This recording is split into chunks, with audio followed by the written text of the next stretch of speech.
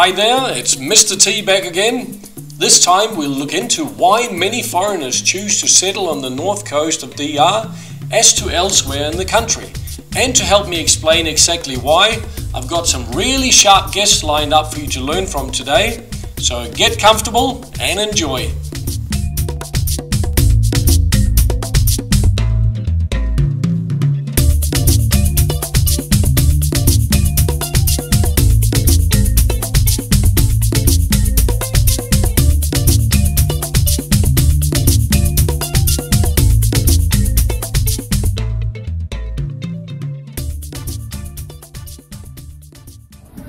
With me here I have Scott, who runs Sosua Adventure and Wellness Resort.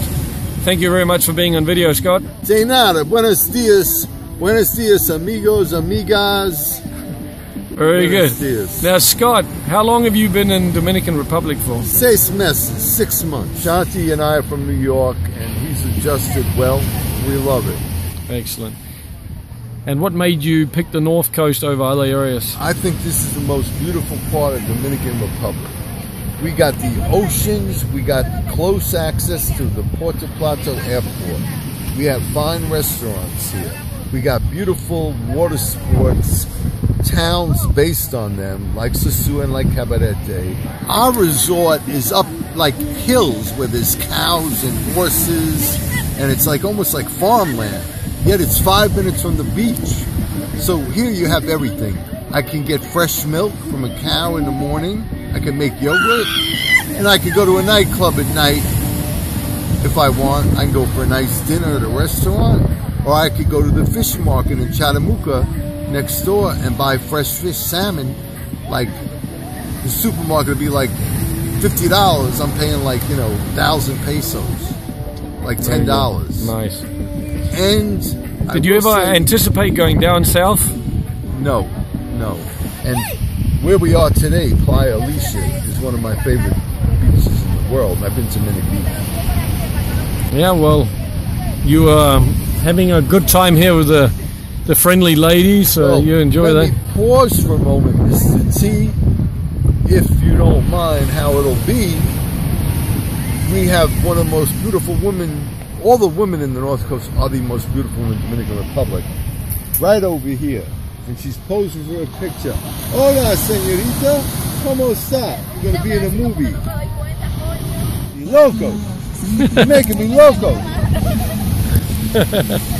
Anywhere you need to be, go see Mr. T. Excellent. Thank you very much.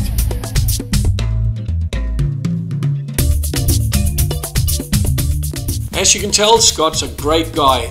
Now next up, another charming person, a very wise lady, giving her angle on why her and her husband chose the North Coast as their new home over 10 years ago. I'm with Shelley, the owner of Coco Hotel and Bar in Sosua. Thanks again for being on video. No problem, I enjoy it. You're one more of my stars down here, but you guys are fountains of knowledge, and that's why I get you on here. Shelley, what has made you choose the North Coast, and have you tried to live in other parts of Dominican Republic? Well, when we first came down, and it's been over 10 years now, we sort of looked around the area. We knew nothing about the Dominican Republic, other than it was quite affordable. For us, looking at a small business. And so we came down here and we looked around. We did go to the south part of the island, Santo Domingo and the Punta Cana area, and there were a number of things about that area that we didn't like. One was the size, the large population, the traffic was unbelievable. And the terrain was not nice at all. So we then came to the north part of the island, and we fell in love with the north part of the island. The culture here is at your doorstep. We live here. We're 5 minutes from downtown Sosua, and there are Dominican people here. We're in a little suburb. The people are great. The topography is lovely. There's mountains. We have the largest mountain range in the Caribbean is just back behind us here. Beaches, everywhere there's a beach. Wherever you stop, you go for a drive down the highway, there's a beach everywhere. Most of them not even populated. The climate here, that was one of the big things actually. When we looked into it, we found out that the north part of the island, because of the topography, because of the mountains and valleys and that, does not get hit by the hurricanes. So you remember the terrible hurricane year a few years ago. Well, we were very much spared in the north part of the island. So this was a big thing for us, of course. I'm thinking the tropicalness of this, the lush. It's so lush here. Fruits and vegetables. Nobody in this part of the island suffers from hunger or anything like that, because everything is just very lush fruit everywhere. The trucks come by daily with mangoes, avocados the size of watermelons, like everything. It's just, there's so much more to offer here. The other big thing here for opening a business and also settling into a community is there's a large expat population here. You can get by with English in this community, or Spanglish, whichever your choice is. That's me. And also, like I said, there's a large expat population, so it can keep a bar going. We have people here year-round at the bar, and we've learned a lot from our expat population about how to work in the Dominican Republic and how to get along with the culture and that. So I think that's most of the stuff I can think of. It's just... there's also a lot of safer kind of gated communities expanding everywhere. The condo situation here is unbelievable. Condos building every day, and that's because more and more of the people from around the world are moving down here because it's affordable, and because of the beaches and the climate. Well, you can't get over the climate. The climate goes... It's just a beautiful climate. Your coldest days are 20 in what, quote, is winter. Your hottest days are maybe 40 in your summer months. So the climate is fantastic in that we don't have a rainy season. We have certain months that are a little wetter than the others, but there's no heavy rains and things like that. So it's perfect. Excellent. Well, very positive words for the North Coast there from Shelley. And if you're down here, she's a very helpful, giving person, as you can probably hear from the video clip here. So please pay her a visit, at least have a few drinks, and enjoy talking to some other expats here at Hotel Coco and Bar in Sosua. Thank you very much, and please do come down. Cheers, Shelley. Thank you. Next up, we've got a first-time guest on camera who spent a little bit of time in Punta Cana checking out how he liked that, and after that the North Coast, and here's his take on what he likes the best.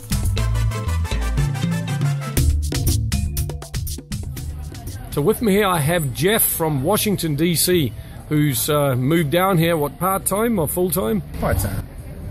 And now you've been down to Punta Cana and checked it out there as well. What did you find the differences were, Jeff?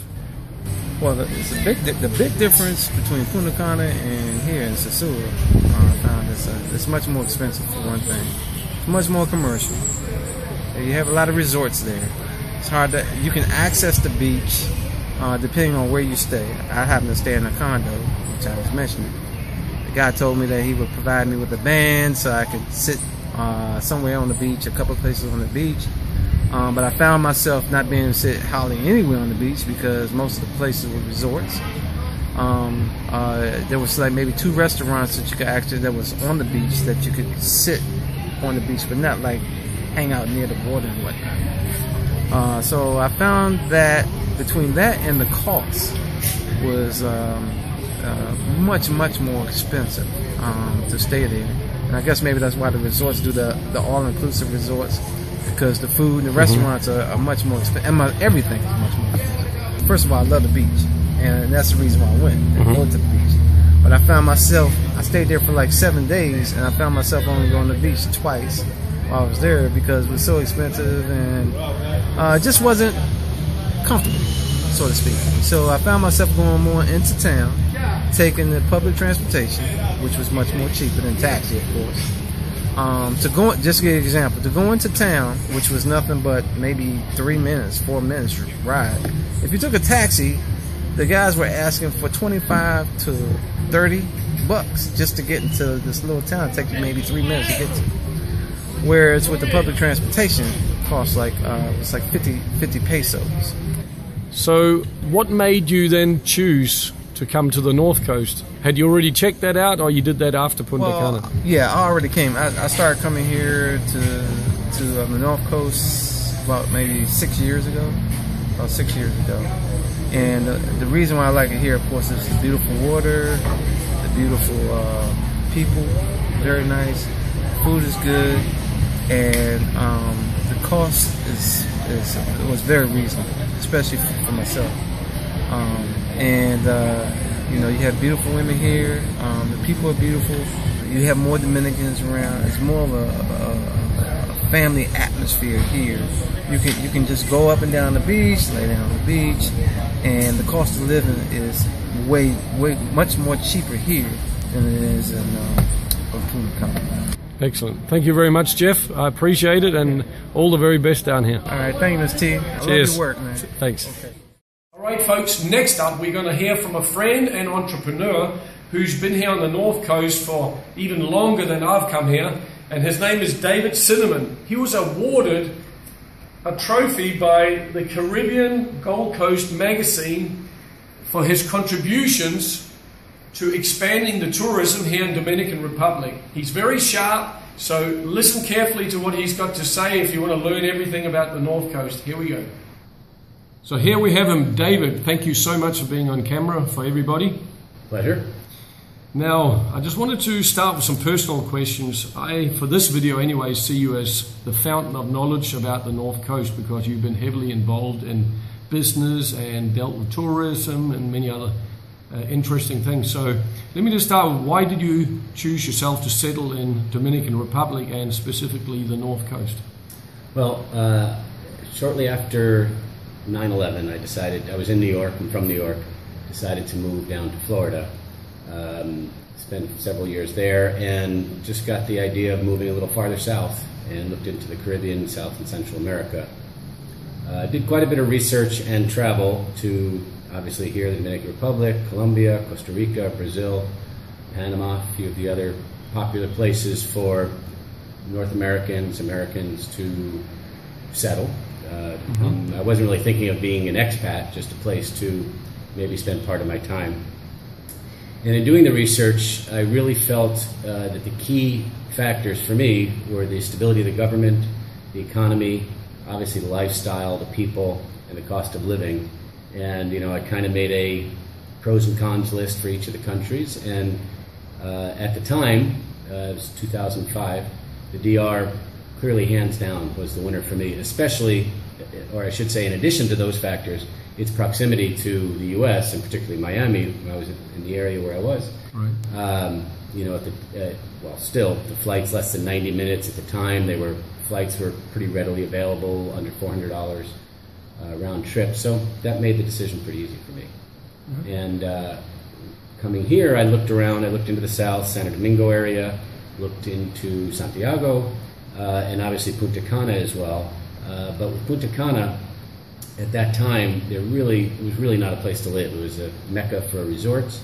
The infrastructure wasn't there. There wasn't a supermarket for miles, movie theaters, anything like that. Now, of course, much has changed there. But the North Coast, particularly the Cabarete Sosua area, for me, had the best of everything. Right. And when I came here the first time, a bit over 10 years ago, it seemed to be more booming. And then we had a dip, and now it seems to be bouncing back again. But what happened in the past and what's currently happening? Well, I think when I got here, we were really in the North Coast, and again, particularly the Sosua Cabarete area, was in a very strong economic increase, almost a boom, particularly for real estate and tourism development. I remember an article, I believe it was the Wall Street Journal, calling the North Coast the new Gold Coast.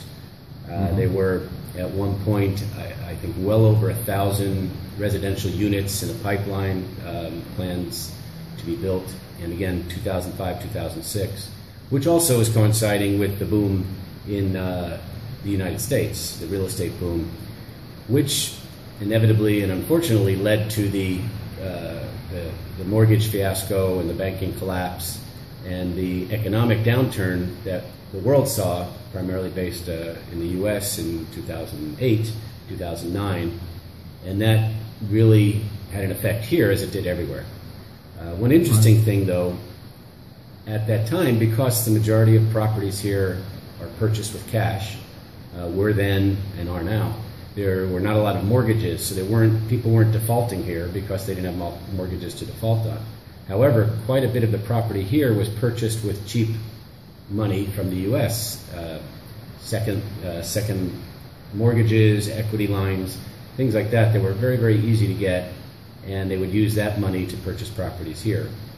So a few years after the U.S. really had its problems in 08, 9, and 10, that's when it started hitting here a little bit, where people were realizing that they had to sell their property here to pay off or to be foreclosed on their property maybe in the U.S. or where they needed to cash out. And obviously the real estate and tourism, of course, took a hit. So between real estate and tourism, on a downturn, really affected the overall economy here.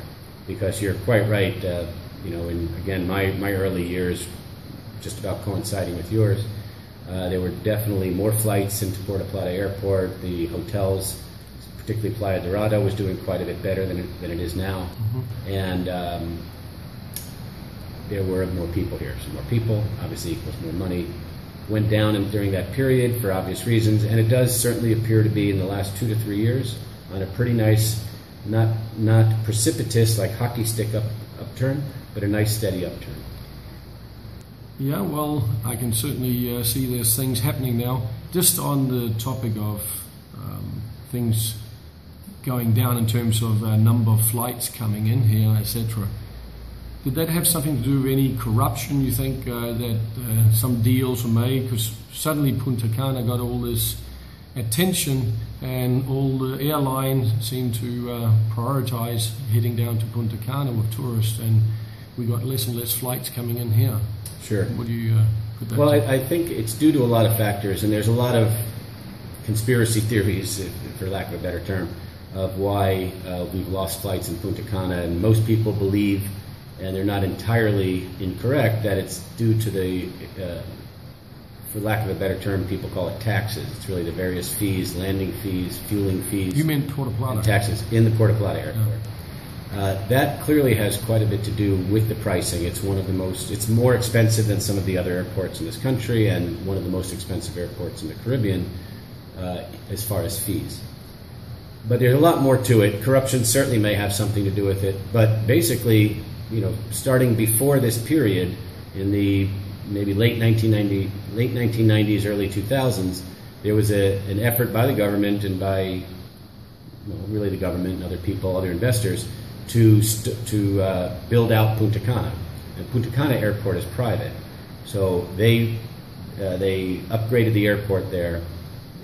Punta Cana is a fantastic area, beautiful beaches and all that, and there was a lot of land that was undeveloped. So international companies were coming in, building hotels. A lot of those companies were related to or owned their own airlines and tour agencies. So a lot of tourists started going to Punta Cana. Remember that before Punta Cana, Playa Dorada and the North Coast was the jewel of the Dominican Republic for tourism, and what really got the country started in all-inclusive tourism. Mm-hmm. At some point again in the 90s, the focus started shifting to Punta Cana for a lot of reasons, many of which I don't think anybody knows specifically, but as that developed, it was really a supply and demand issue, that there's a certain amount of people that are coming here, which happens to be the most in the Caribbean, but they were being marketed to Punta Cana.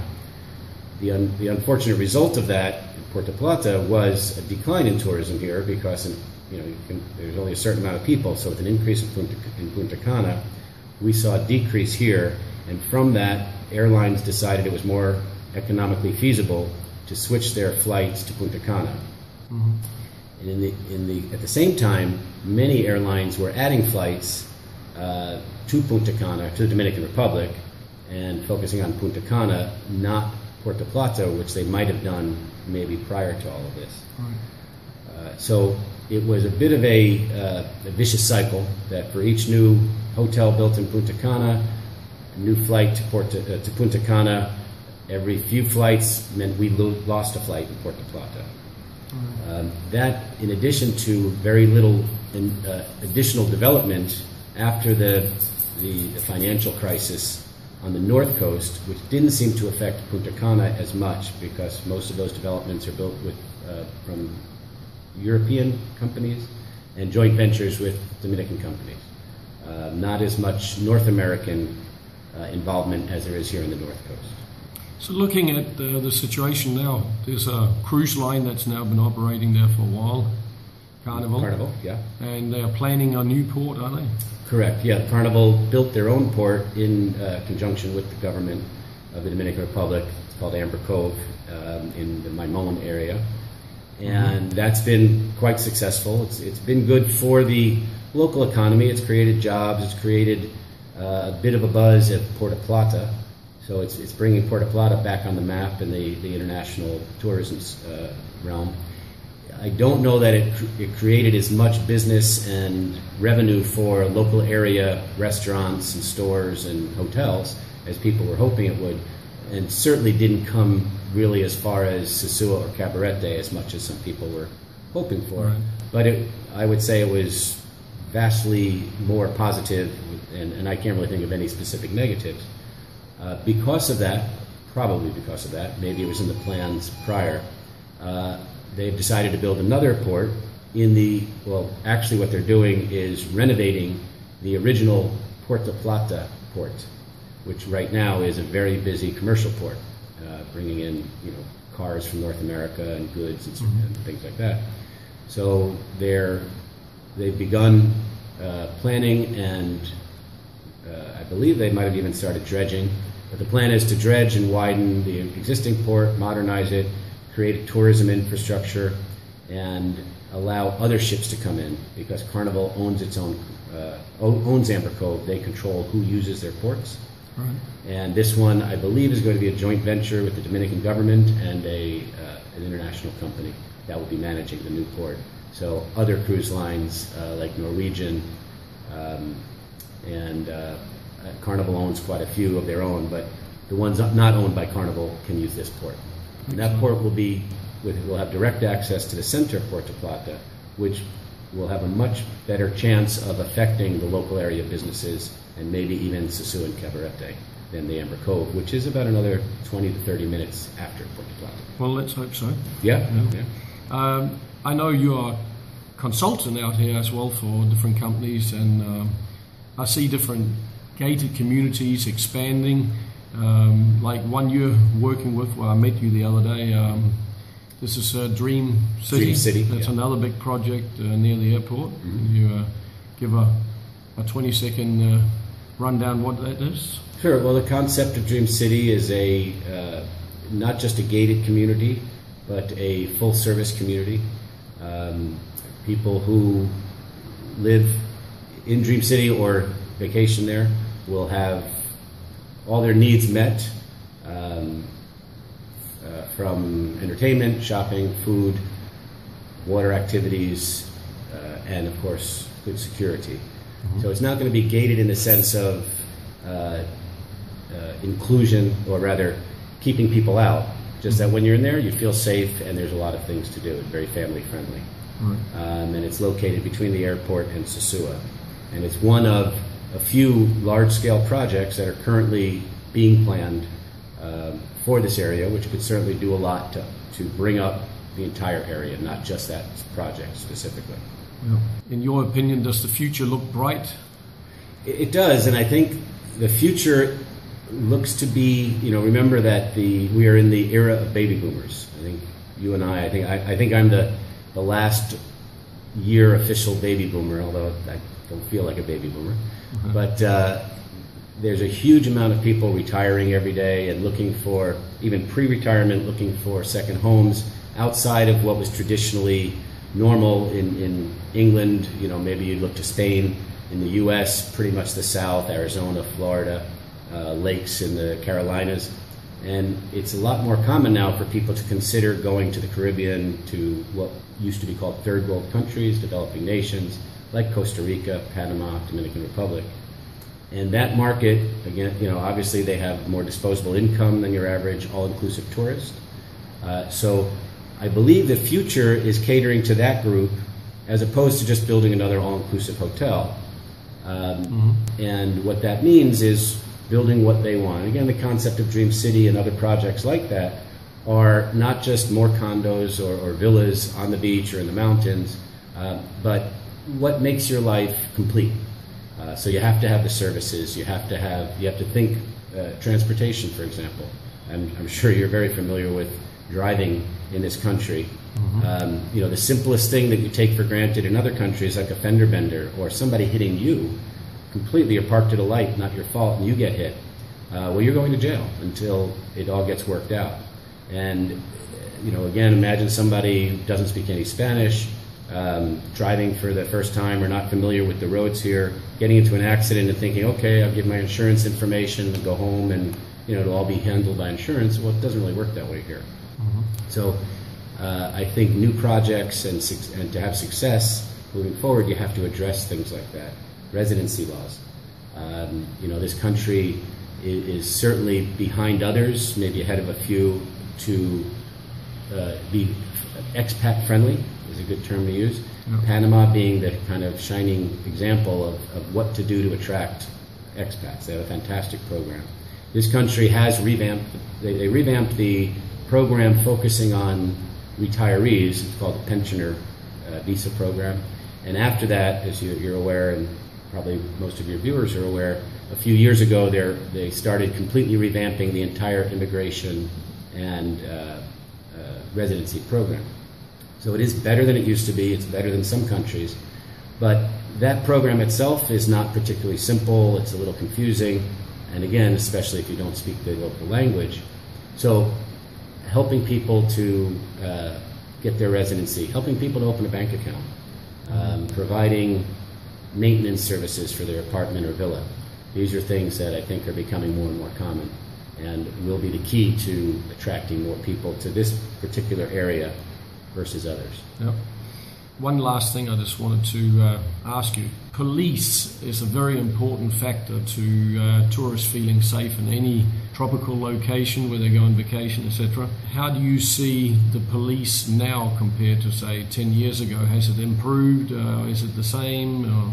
I would say my personal experience certainly improved, but that might be because my Spanish has improved. Okay. But this country is, I believe it's relatively unique, or certainly not a standard to have multiple police forces the way this country does. And we have the national police, we have the traffic police, and we have the tourist police, and some other smaller groups. But having the tourist police is good, and they do seem to have put some effort into improving that service, because it really is more of a service than police looking for problems, as maybe the national police or standard police do, protect and serve kind of thing. This is really to help tourism, or to help tourists. So it is better than it used to be. More of them, I find, speak English and other languages, French and German, but there's still room for improvement in the tourism police. The traffic police are traffic police, probably the same as everywhere. At least we don't have speed cameras like UK is famous for, and I don't know about your part of the world there, but it's getting more and more popular in the US as well. So we don't have that to worry about. And the national police, on a day-to-day average person living here basis, seems to do a pretty good job. I feel safe here.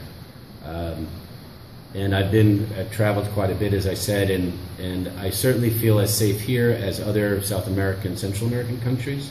I think it's silly to get into what a lot of people seem to talk about. Oh, well, it's dangerous anywhere, and it's safer here than in the south side of Chicago. Well, we're in a small tourist area. You can't compare it to the south side of Chicago or the worst part of London. But compared to other tourist areas, I think we do pretty well. And again, obviously, serious room for improvement is there. Yeah. Well, I think we are probably both, as the viewers can probably hear, favourites of the North Coast. And here's a big expat community to lean on. So anybody who wants to come down, you can come down a few times, visit as a tourist, and then you make connections. And these connections are, like yourself, fountains of knowledge on where to tread, where not to tread. And once you learn that, then you get to enjoy the extra freedoms we have here by not being in a regulated or over-regulated society. But still having sand, sun, surf, and good people around you. So, anyway, I want to say thank you very much, David, for being on camera. Sure. And I'm 110% sure the viewers loved hearing what you had to say.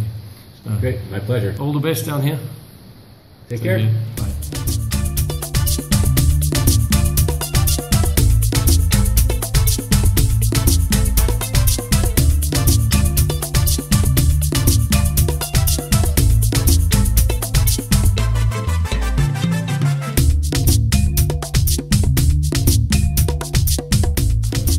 Not everybody who comes to Dominican Republic comes from more developed countries.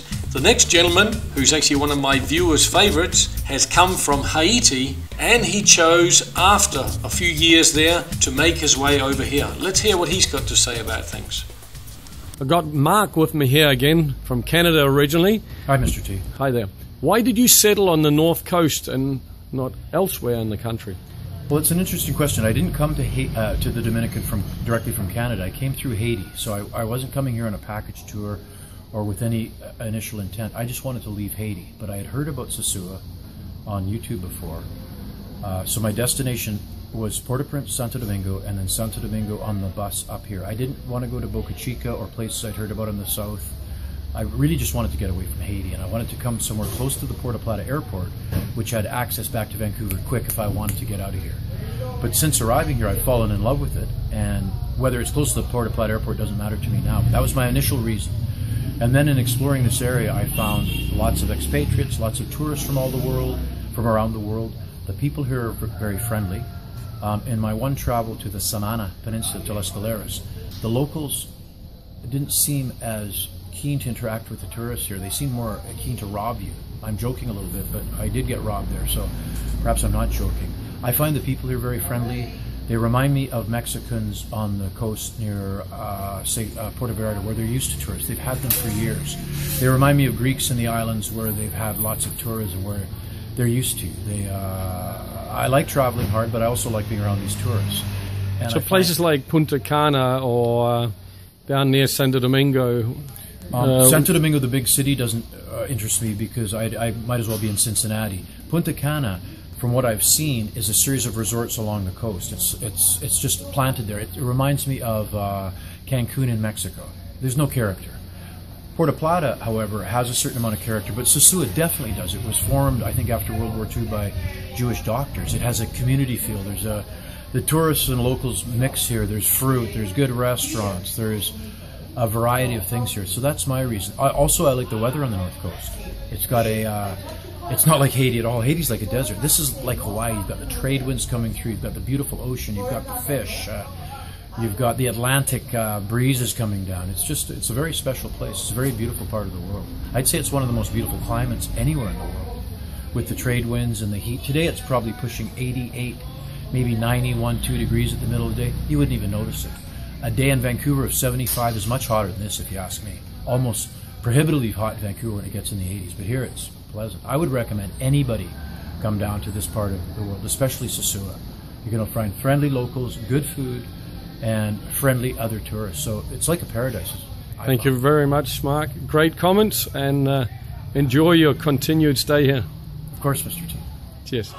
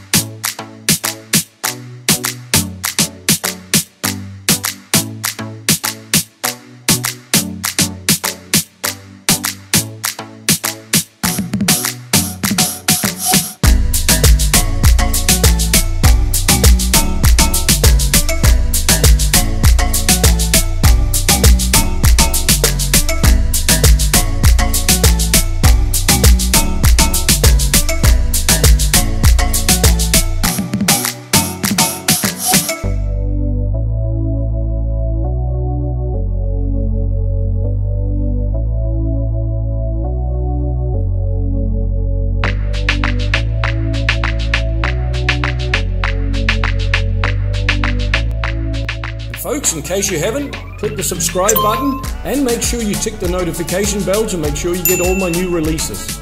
And please keep in mind that I also run a relocation advisory service or consultancy for those who are curious or serious about relocating to Dominican Republic. Simply send me an email to info@educatedtraveler.info as seen below, and I'll be happy to send you my price plan. Thanks again, take care, and see you next time.